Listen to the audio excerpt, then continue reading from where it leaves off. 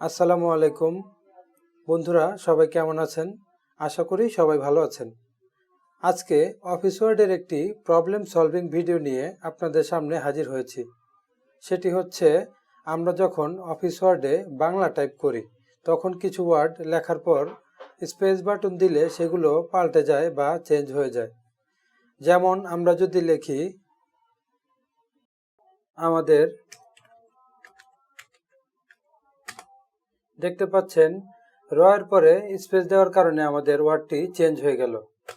একইভাবে যদি আবার লিখি,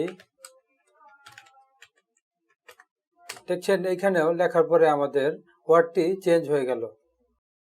তো এই সমস্যার সমাধান নিয়েই আজকের ভিডিওটি। তাহলে চলুন শুরু করি মূল ভিডিওটি।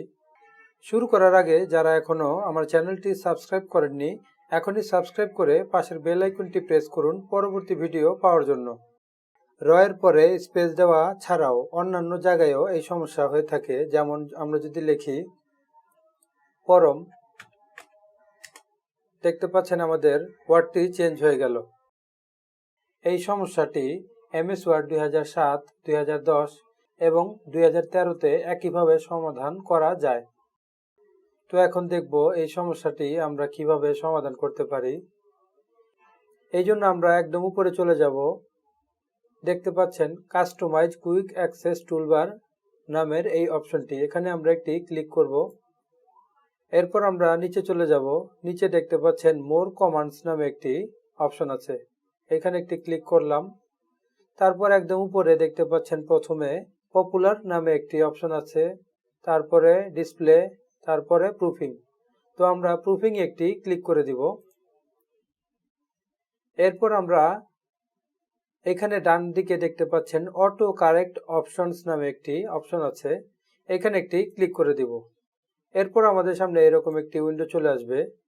তো এখানে দেখতে পাচ্ছেন অনেকগুলো অপশন আছে, math, auto correct, auto format as you type.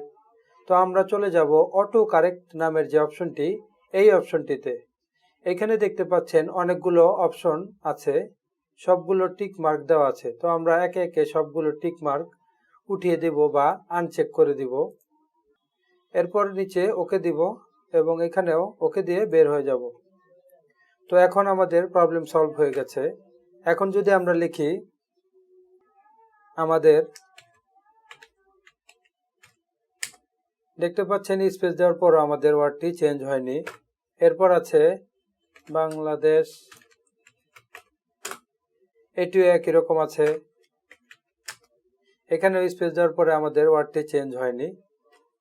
এবং সর্বশেষ পরম, স্পেস দিলাম, দেখতে পাচ্ছেন আমাদের ওয়ার্ডটি আর চেঞ্জ হয়নি, যেরকম আমরা লিখেছি সেই রকমই আছে। তো এই ছিল বন্ধুরা আজকের ভিডিও।